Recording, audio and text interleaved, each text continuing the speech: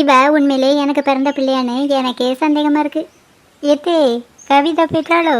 என் பிள்ளைலாம் மாமியார் வீட்டில் தான் இருக்கணும்னு ஆசைப்படுவா. அம்மா வீட்டில் இருக்கணும்னு ஆசையே படமாட்டா. ஆமாம், அவளை தேடித்தே அவளுக்குன்னு நீ என்னது வச்சுருக்க?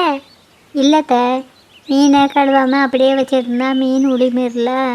அதான் மீனை வாங்கி பொரித்து கொடுக்கலான்னு தான் பார்த்தேன். நீ ஒன்றும் என் பிள்ளைக்கு செஞ்சு கொடுக்கணுன்னு அவசியம் இல்லை, அவளே செஞ்சுக்கிடுவா. ஆமாம், குழம்பு வச்சுட்டியா? அடுப்பில் இருக்குது அத்தை. அடுப்பில் குழம்பு வச்சுட்டு இங்கே வந்து நிற்க. குழம்பு சிந்துற மாதிரி பாரு. குழம்ப மூடி வைக்கல, அதனால சிந்தாது. நாசமாக போச்சு. அடுப்பில் சட்டியை திறந்து வச்சுட்டு வந்திருக்கே, பள்ளி பாச்சம் ஏதாவது விழுந்துனா தின்னுட்டு சாவதுக்கா? சரி அத்தை, போய் பார்க்கேன். ஆமாம் கூட இதோட வேகத்தில் போவோம்.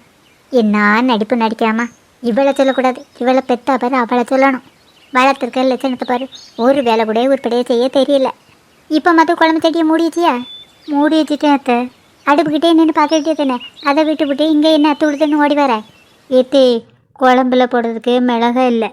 நீ வைக்கிற குழம்பு லட்சணம் மிளகா போட்டோன்னே ரொம்ப ருசியாக இருப்பாரு. வீட்டில் மிளகா இருந்து போடு, இல்லைன்னா போடண்டாம். ஏத்தே, பக்கத்தில் இருக்க கடையில் போய் மிளகா வாங்கிட்டு வாங்கலாம். இங்கே நீ மாமியாரா நான் மாமியாரா? என்ன போய் வேலை ஏவிட்டுருக்க? சரி அத்தை, நான் கடைக்கு போய் வாங்கிட்டு வரேன். நீ கடைக்கு போய் வாங்க போனால் இங்கே குழம்பு சிந்தனா யார் பார்க்க? சரிங்க அத்தை, நான் குழம்ப போய் பார்க்கேன். ஏய், மீன் கடையில் நிறைய சாலை மீன் இருந்தா? இருந்துச்சு அத்தை. நான் மீன் கடை வரைக்கும் போய் சாலை மீனை வாங்கிட்டு வரேன். யாரும் வந்து என்னைய கேட்டாவனா எங்கள் அத்தை இப்போ வந்துடுவன் மட்டும் சொல்லு. சரிங்க அத்தை. மூஞ்சிய பாரு, எப்போவுமே இஞ்சி தின்ன குரங்கு மாதிரி. சுந்தரி, ஏ சுந்தரி எங்கே இருக்க? சுந்தரியை கூப்பிட்டா சுந்தரியோட மருமகளை வாரா. என்னம்மா, ஓ மாமியார் எங்க? அத்தை இப்போ வந்துடுவாங்க. அப்பா அவன் இங்கே இல்லையா? இங்கே இல்லைன்னு போய் தானே வந்துடுவான்னு சொல்லிட்டேன். சுந்தரி உன்னை பற்றி சொன்னது சரியாக தான் இருக்குது. உனக்கு வாய் ரொம்ப அதிகம்தான். எனக்கு வாய் ரொம்ப அதிகம்னு இல்லை, எல்லாரையும் மாதிரி எனக்கு ஒரு வாய் தான் இருக்குது. ஒரு வாய் இருந்தே இந்த பாடுபடுத்துக்க, கூட ஒரு வாய் இருந்தேன்னா என்ன பாடுபடுத்துவ? நான் இப்போ என்ன சொன்னேன்னு நீங்கள் எப்படி பேசுறிய? நான் ஒன்றும் சொல்லலாமா? ஓ மாமியா வந்தா நீ 2 3 சொல்லி கொடுத்து விடாத. ஆமாம், நான் சொல்லி கொடுத்தோடனே உங்களை திட்டி விட பாருங்க. ஆமாம், அவள் எப்போ வருவா? இப்போ வந்துடுவேன்னு சொல்லிட்டு தான் வெளியே போயிருக்காவ. வெளியே போனதா சொல்லிட்டா எங்கே போனதா சொல்ல மாட்டேக்க? ஏன், கண்டிப்பாக உங்கள்கிட்ட சொல்லணுமோ? அவைய யாருக்கிட்டேயும் சொல்லக்கூடாதுன்னு சொல்லியிருக்காவ. நான் வந்தால் கூட சொல்லக்கூடாதுன்ட்டா சொன்னா? அப்படியெல்லாம் ஒன்றும் சொல்லலை.